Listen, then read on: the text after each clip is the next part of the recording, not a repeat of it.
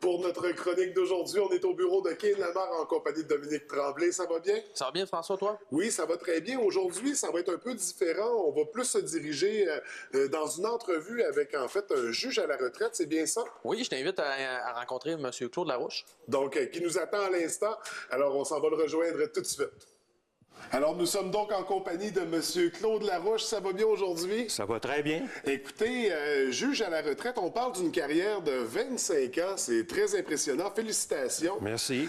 Ça a passé très vite. Hein? Oui, j'imagine. Et surtout les dernières années, j'avais l'impression de vivre un rêve, mais à un moment donné, malheureusement, le jour de la retraite est arrivé et j'ai pas eu le choix. Je suis parti. Mais vous êtes parti, je pense qu'on peut le dire, vous êtes parti la tête haute avec... Je suis parti la tête haute, mais je suis parti la dernière journée. C'est-à-dire que je devais partir le 19 juin 2014 et effectivement, j'ai terminé le 19 juin 2014. Parce que vous avez un vrai amour là, pour le métier. Vous êtes un passionné. Qu'est-ce qui vous rejoint dans le métier de juge? C'est, à un moment donné, le fait de siéger, d'entendre les parties et le défi de rendre un jugement qui est satisfaisant et qui rend justice aux parties. Et évidemment, il y a toujours la nouveauté, la pratique des avocats est variée et aussi les jugements que le juge a à rendre touchent à différents domaines et surtout dans un district périphérique comme le district de Chicoutimi où le juge est appelé à toucher à peu près tout, à peu près tous les domaines. Est-ce que c'est une difficulté dans le métier justement de devoir toucher à peu près tout? Pas vraiment, parce que dans la pratique du droit, j'ai touché à peu près tous les domaines.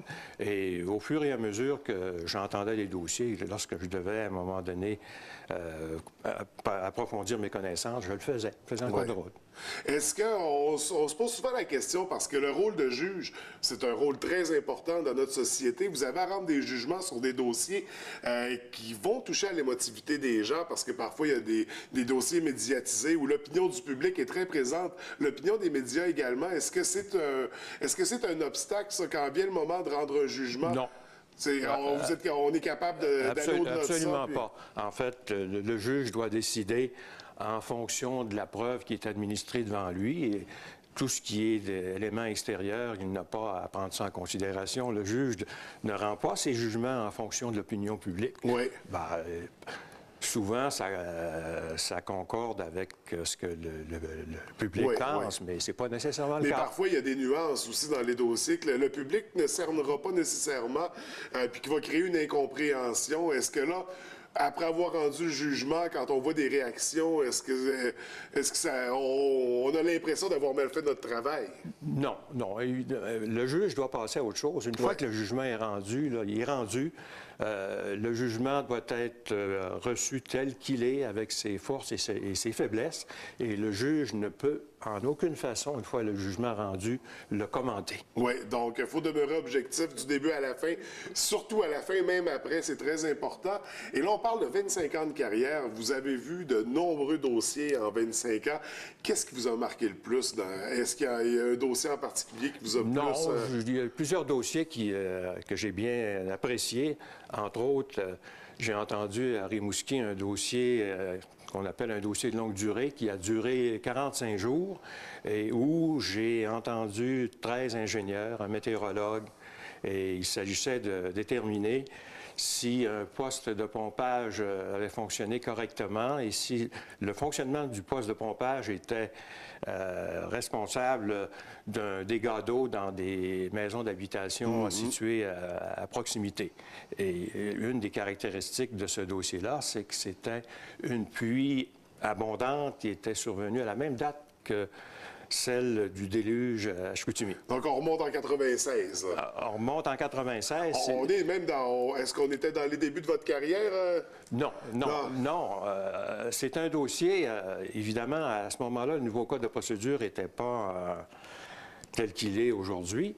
Et c'est un dossier, pour une raison que j'ignore, qui dormait sur les rôles depuis une période de 10 ans. Okay. Et à un moment donné, mon juge en chef associé m'a demandé si j'acceptais d'aller en mission spéciale dans ce dossier-là. Ça devait être pour une quinzaine de jours, mais ça a duré 45 jours. Donc, je me suis promené entre Chicoutimi et Rimouski à plusieurs reprises. Lorsque le traversier est opérationnel, ça va bien, mais quand je devais faire le tour par le Québec, c'était un peu plus long. Et les tempêtes de neige sur la Rive-Sud en hiver sont exceptionnelles.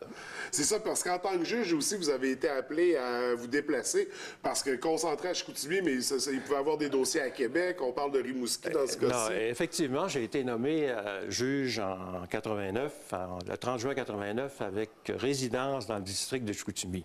Mais j'ai été appelé à siéger un peu dans plusieurs districts de la division d'appel de Québec, notamment à Québec, Lamalbaie, Rimouski, Kamouraska, Rivière-du-Loup, Bonaventure en Gaspésie et Percé. Je suis même allé à Percé en plein fin de janvier, début février. Percé, là, c'est quelque chose en hiver. Il y a la moitié des maisons dont les portes et les fenêtres sont barricadées. Ouais. Et il restait... il y a un hôtel avec un restaurant attenant. C'est tout ce qu'il y a l'hiver. OK. Mais c'était quand même une expérience que j'ai appréciée parce que je me promenais le soir dans la ville et ça avait un cachet tout à fait particulier. Oui. C'est des beaux secteurs aussi. Donc, il y a des paysages, il y a des... mais ça amène à vivre toutes sortes d'expériences. Un juge qui est nommé dans la division d'appel de Québec doit voyager. Le juge qui n'aime pas voyager, il est très malheureux pendant sa carrière parce que habituellement, quand on est juge à temps plein, on doit faire 22 semaines de cours, plus les jours en période estivale, et c'est 11 semaines à l'extérieur. Donc, il y a une année, entre autres, où j'ai été 10 semaines à Québec. Remarquez bien que c'était pas un sacrifice pour moi, je trouvais ça agréable, mais comme j'aimais me déplacer à l'extérieur, pour moi, c'était devenu quasiment essentiel. D'ailleurs, je m'ennuie présentement de ne plus le faire. Bien, et justement, c'est ça, parce que là, on est à la retraite, mais il y a toujours cette flamme-là, cette passion pour le droit, pour la justice. Vous êtes donc joint à l'équipe de Kane Lamar. C'est quoi votre rôle exactement? En fait, je suis comme avocat conseil et évidemment, les plus jeunes, les jeunes avocats viennent me consulter et même les plus âgés à l'occasion.